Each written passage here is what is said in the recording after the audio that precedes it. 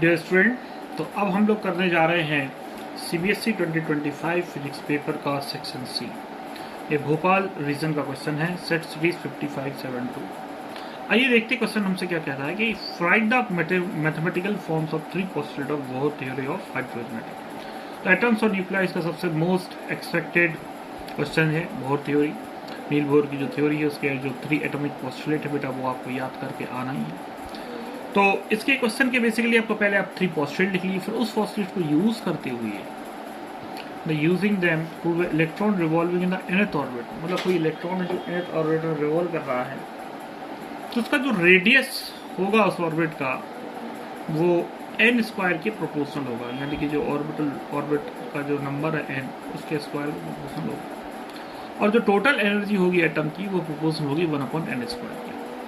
तो बहुत ही अच्छा क्वेश्चन है ये। इसमें इन्होंने डायरेक्टली डेरिवेशन ही पूछा है, और एटम्स और न्यूक्लियाइज में बेसिकली हम कह सकते हैं कि सिलेबस ऑलरेडी बहुत ज़्यादा रिड्यूस्ड है, तो आप एक्सपेक्ट कर सकते हैं कि इस एरिया से क्वेश्चन आएगा।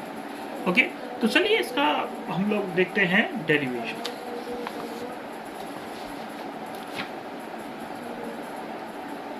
इसको जूम इन कर देते हैं। तो डेरिवेशन को समझने के लिए सबसे पहले, क्योंकि एक इलेक्ट्रॉन है, धीरे धीरे करते हैं चलिए, तो हम पहले एक डायग्राम बनाते हैं, इससे हम कुछ समझेंगे। ये एक बेसिकली मैं एक न्यूक्लियस एटम बना रहा हूँ, इसमें एक सेंट्रल पार्ट है वो न्यूक्लियस है और ये रेडियस r है, और इस न्यूक्लियस में एक इलेक्ट्रॉन v वेलोसिटी से रिवॉल्व कर रहा है, कुछ इस तरीके से घूम रहा है। ठीक है, तो अगर हम इसमें कूलोम्स का कंसेप्ट लगाएं तो यहाँ पर जो चार्ज होगा Zd होगा, ये इलेक्ट्रॉन है। तो बेसिकली ये इलेक्ट्रॉन और न्यूक्लियस की में कूलोम रिपल्शन या अट्रैक्शन कूलोम फोर्स होगा। तो हम कह सकते हैं कि जो फोर्स का जो मैग्नीट्यूड होगा F equal to K Q1 Q2 divided by R square, जैसा कि आपने कूलोम्स में पढ़ा होगा।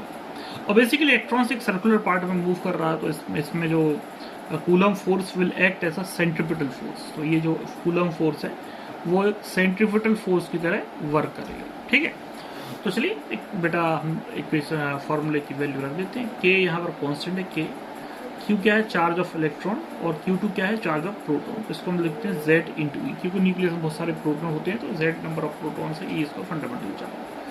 तो Q1 Q2 upon R square, और यहाँ पर जो कूलम फोर्स है बेसिकली वही सेंटीमीटर फोर्स की तरह वर्क कर रहा है। सेंटीमीटर फोर्स का फॉर्मूला हमें पता है बच्चों, mv² अपॉन R। ठीक है, तो यहाँ से बेसिकली हमारे पास एक R से एक R कैंसिल हो जाएगा, और हम एक रेडियस का कोई डेरिवेशन निकाल सकते हैं। तो R की वैल्यू हो जाएगी, अगर हम इस R को उधर ले जाएं तो ये जाएगा kZe² अपॉन mv²। इसको इक्वेशन नंबर फर्स्ट नाम लेते हैं। ओके, इसके बाद बच्चों हमें जो बोहर का जो सेकंड पोस्टुलेट है वो क्या कहता है कि जो एंगुलर मोमेंटम होगा of a nth orbit mvr is वो h/2π का इंटीग्रल मल्टीपल होगा, is integral multiple of h/2π। ये तो पोस्टुलेट है।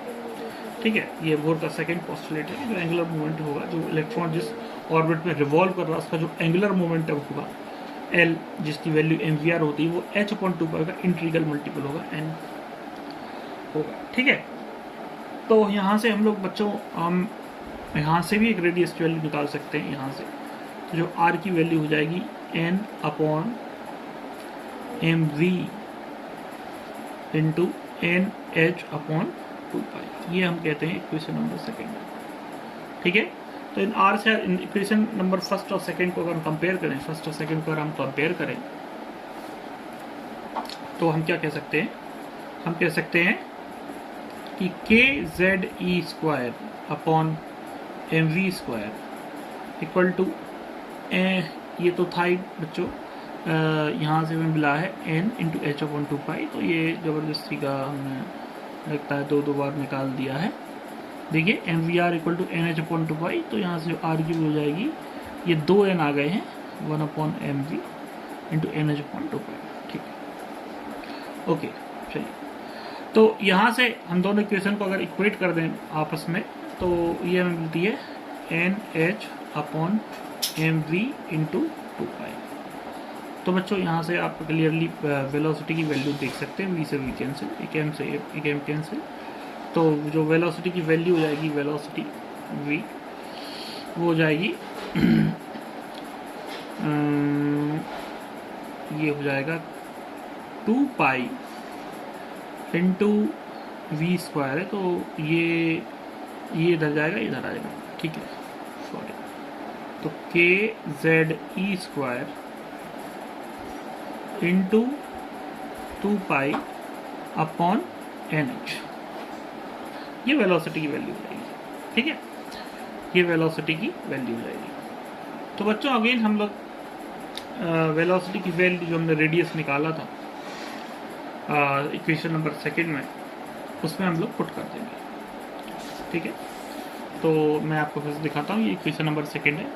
यहाँ पर हमने वेलोसिटी की जो वैल्यू निकाली है, ये जो वैल्यू निकाली इसको पुट सब्स्टिट्यूट कर देंगे तो हमें वैल्यू मिल जाएगी। मैं लिख देता हूँ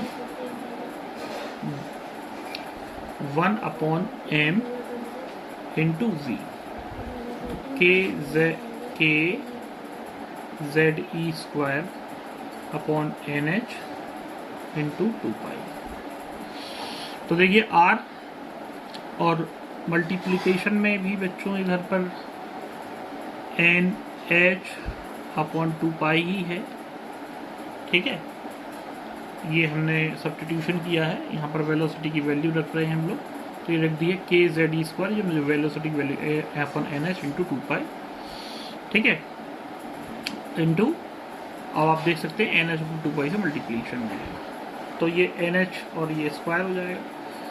तो यहाँ से हम रेडियस की वैल्यू लिख सकते हैं n square h square upon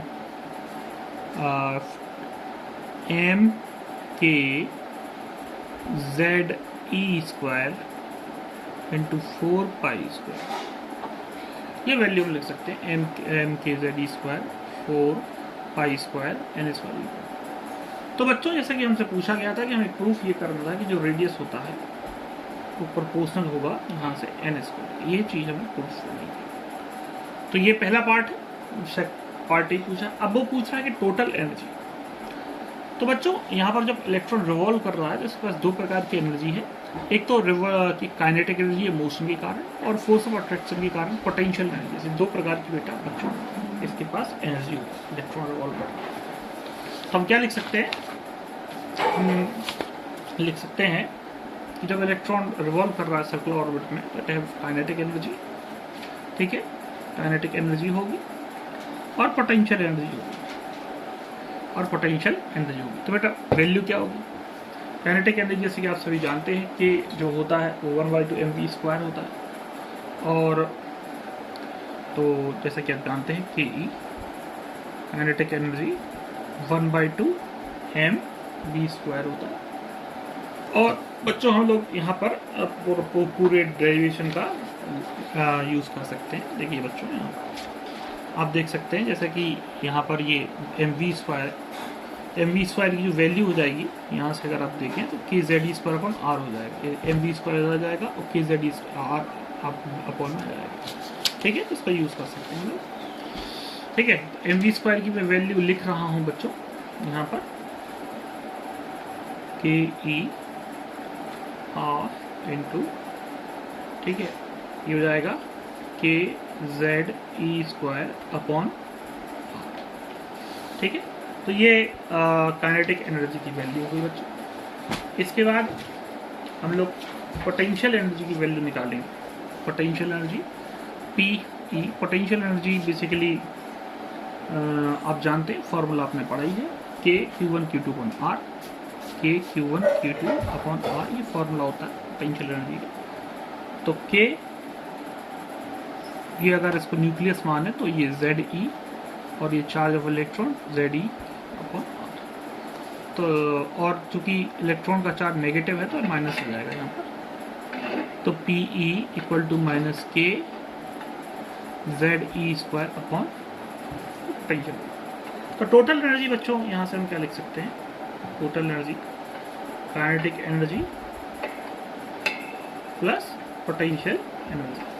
kinetic energy बच्चों हमने कितनी निकाली, के जेड ई स्क्वायर अपॉन होगा, और पोटेंशियल एनर्जी निकाली माइनस के जेड ई स्क्वायर अपॉन। बच्चों आप इसको सॉल्व करेंगे तो आपको मिल जाएगा माइनस हाफ के जेड ई स्क्वायर अपॉन। और बच्चों को फिर कुछ नहीं करना, आपको रेडियस की वैल्यू रखनी है। जो रेडियस की वैल्यू हम लोग थोड़ी देर पहले निकाली थी, n square h square n के जेड ई स्क्वायर 4 स्क्वायर। तो आर की वैल्यू हम लोग यहाँ सब्स्टिट्यूट कर देंगे। तो बेटा मैं बच्चों सब्स्टिट्यूट कर रहा हूँ यहाँ पर माइनस हाफ के जेड ई स्क्वायर। आर की वैल्यू डायरेक्टली मैं जो हमने सब निकाली थी थोड़ी देर पहले, उसको मैं सब्स्टिट्यूट कर रहा हूँ बच्चों, लेकिन यहाँ पर आपको दिखा भी सकता हूँ, ये वैल्यू निकाली थी। ठीक है, तो ठीक है बच्चों, देखिए n square h square upon m के Z e square into 4 square. तो बच्चों ये डिनोमिनेटर ये पूरा ऊपर चला जाएगा। खैर हमें डिनोमिनेटर से मतलब नहीं है, हम यहाँ पर ये देख सकते हैं बच्चों क्लियरली कि जो एनर्जी है आप देख सकते हैं एन स्क्वायर के इन्वर्सली प्रोपोर्शनल है। ठीक है, तो यहाँ से हम कह सकते हैं कि जो एनर्जी होगी nth ऑर्बिट में वो एन स्क्वायर की इन्वर्सली। ठीक है, मैं थोड़ा यहाँ का देख सकते हैं ई जो है एन स्क्वायर की इन्वर्सली प्रोपोर्शनल। पूरा ये जो टर्म है ऊपर मल्टीप्लाई हो जाएगा, ऊपर चला जाएगा। खैर इसको आप सॉल्व कर लेना, लेकिन आप नोटिसबल बात है कि ई जो है एन स्क्वायर की इन्वर्सली प्रोपोर्शनल है, ये हमें प्रूफ करना है। तो एक डेरिवेटिव क्वेश्चन है, डेरिवेशन आना चाहिए। अगर आप डेरिवेशन भूल जाते हैं तो डेफिनेटली आपको लॉस होगा। ठीक है बच्चों, अगर आपको वीडियो अच्छा लगता है तो मेरे चैनल को सब्सक्राइब करें और वीडियो शेयर करें।